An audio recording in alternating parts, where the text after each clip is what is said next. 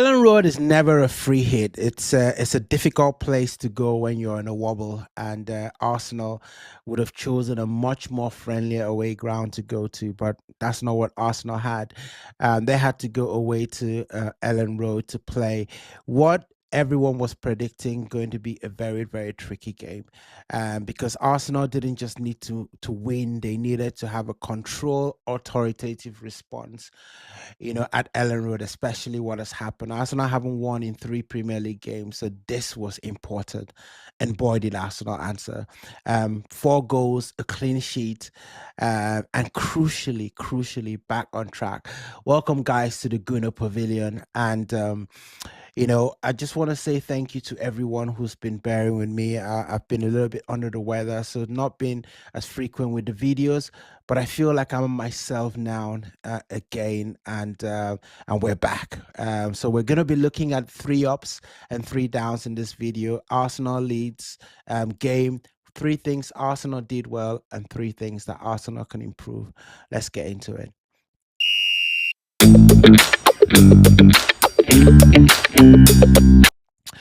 Okay, before we talk about the game specifically, I want to talk about the context and the framing.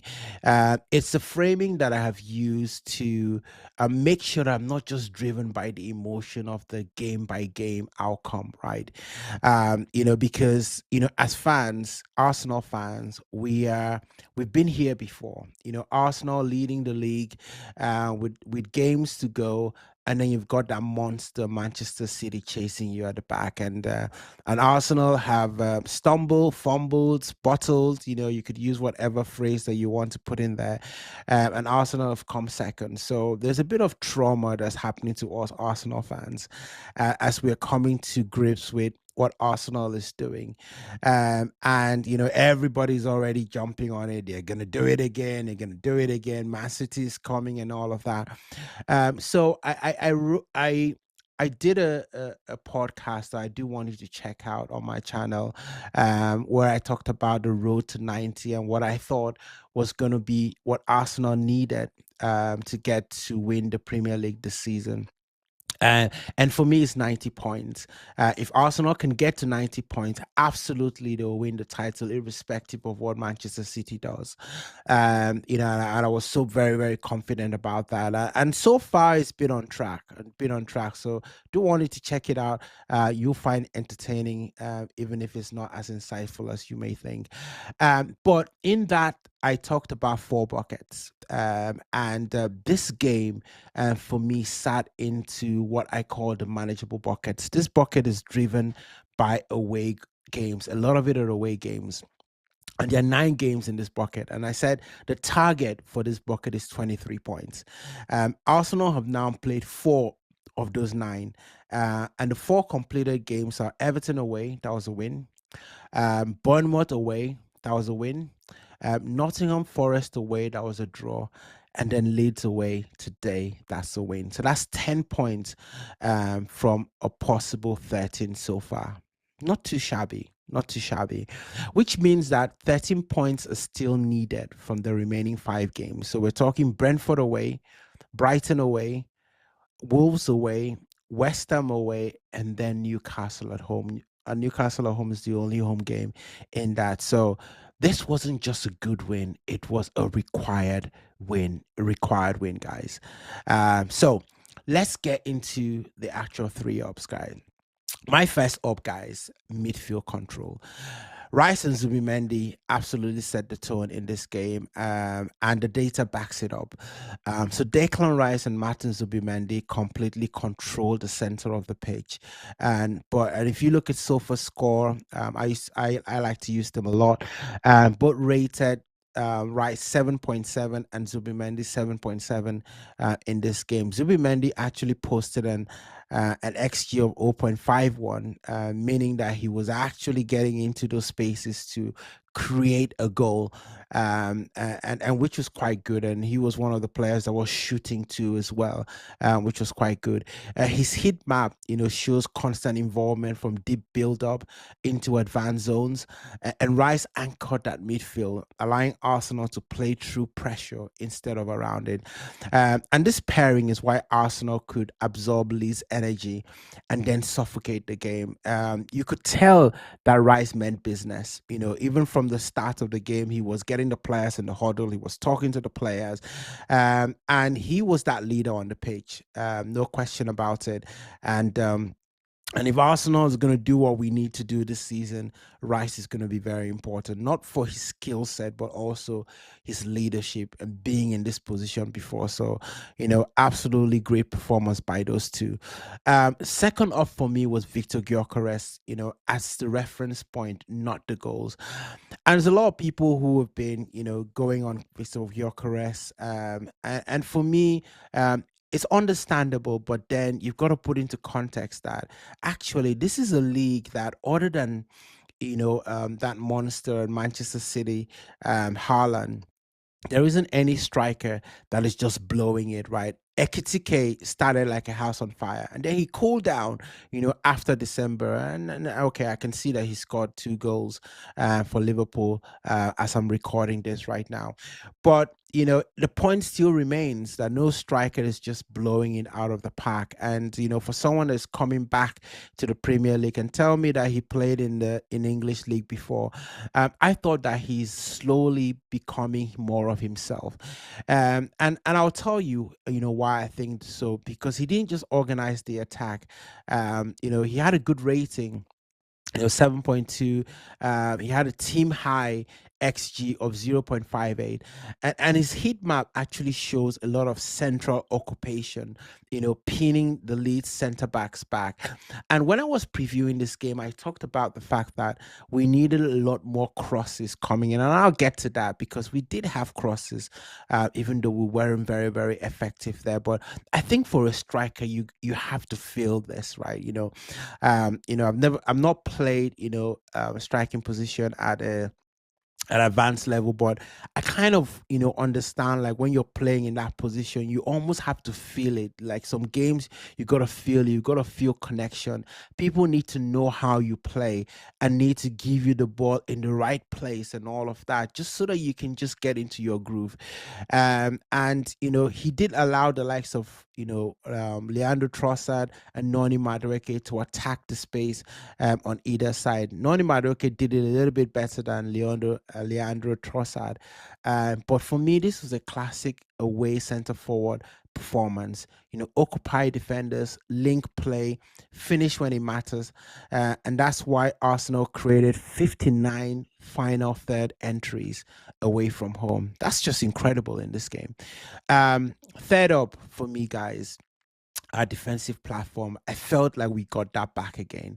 Gabriel, Saliba, I almost called them, but their two names together, called them Galiba. Maybe that's what they should be called now, Gabriel and Saliba. I quite like that, Galiba. In that center back pairing for us, and then Timber. And I have to confess, I'm not yet a fan of the returning Nkapie, because I think that he doesn't provide enough for us in the attacking areas, and you could see there was a slight shift in tactics today. He wasn't really tasked to overlap a lot today. He played a lot of underlapping runs in this game, tucking in into the midfield a little bit more than going on the outside. So maybe that was probably for the best. But all of them had solid performances. Gabriel, William, Saliba, Timber, I know he got a yellow card, and out of all of them, I think they were solid as a pair. Didn't really have a lot to do. Saliba and Gabriel dealt with most of the duels, which was something that I absolutely loved. And look, Leeds had 23 throw-ins, all right, and they tried to turn this into a chaos game. Long balls territory, second balls, but Arsenal handled it. Leeds crosses, they had one completed from 19. That's 5%. Arsenal long balls with 43% success. Raya had a clean sheet, hardly troubled. Could have gone back, got a pair of slippers, and read a newspaper behind. The game management was great. We weren't just defending for our lives. It was the perfect way that you play an away game. And hopefully, this gives the team confidence, because we've got a big game against Chelsea on Tuesday, which I have tickets for that game, but I don't know if I'm going to be able to make it. Okay, you know how we do in this show. We have to talk about things that Arsenal can improve. And yes, even in a 4-0 victory, there are things that we can improve. Um, the first thing, we were wasteful in the wide delivery, and if you check out my preview, which was a little bit late, I apologize. I couldn't get that, couldn't do all the graphics and all of that because I wasn't feeling very well. So I tried to scamper one in, just before the game. But I had talked about that we needed to be taking advantage of the wide positions, in this game. And we did do that to an extent, right? So we had 27 attempts at crosses, right? And we only had 8 successful ones, get through. That's really not good. 30% success rate is not good.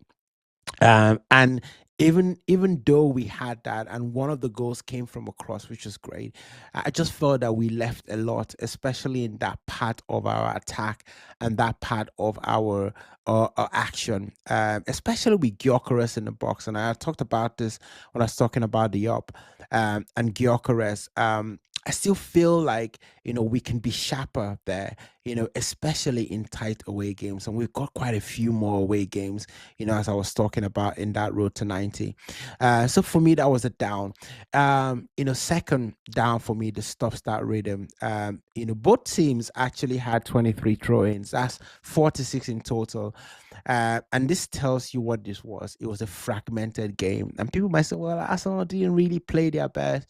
But actually, the Leeds didn't allow Arsenal play their best, especially in the first 30 minutes. It was very fragmented. It suited Leeds very well. The fact that the game was starting and stopping, Arsenal couldn't get into the rhythm, no smooth possession. But I think Arsenal managed it well. But I guess in other away fixtures, teams that are going to be a lot more desperate. I'm talking about the West Ham. I'm talking about the Brighton. I'm talking about the Wolves. That stop-start nature can become a problem if control slips. So it's just something that we just got to find a way, to enforce, our style of football and not being dictated by the opposition. And then the final thing for me, and the attacking midfield impact before it changes. And I was saying this to a couple of our friends, in a WhatsApp chat. I was like, hey, don't, get overboard with Kai Havertz. He had a great game, against Kairat. But, don't expect too much from him, because, the Premier League is just a very, very different beast. And you can see that Kai Havertz, did okay, but, he wasn't, as influential as he was against Kairat. Same with Leandro Trossard. He wasn't as influential in that game. Much of the creativity actually came after changes were made, when Odegaard came on, when Jesus came on, when Calafiori came on. So it wasn't an issue today because the structure was strong, right? But against, other teams that are, much more dangerous, Arsenal will need to punch earlier. That's just the truth of it. So listen, we're back on track. This was a good win, nice prep win, clean sheet, as we go to play that game against Chelsea on Tuesday. And look, I watched a bit of the Chelsea game, as well. And hey, Chelsea, they've got some players, and they will be buoyed with the confidence going into that game. And I'm going to do a preview of that semi-final game as well. Maybe it's just shortly after this. I've still got some research that I need to complete. But guys, let me know what you think, about this game. And who do you think? What do you think made the difference for Arsenal? I thought the selection was spot on. I thought the substitution was spot on as well. But I thought more importantly, Mikel Arteta said he needed to calm the noise. I think we calmed the noise. 4-0 is an emphatic performance. It's a performance that screams, that says, yes, we're back. And I think, this is just going to be it. We're going to stack a few more wins now, and go across. And that's one thing other people have, failed to utilize, that actually it's Arsenal that have been, keeping the other teams, in this fight.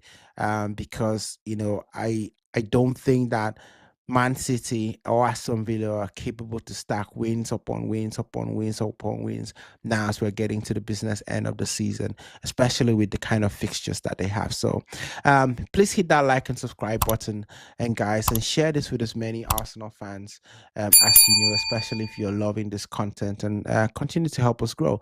I'll see you, at the next preview.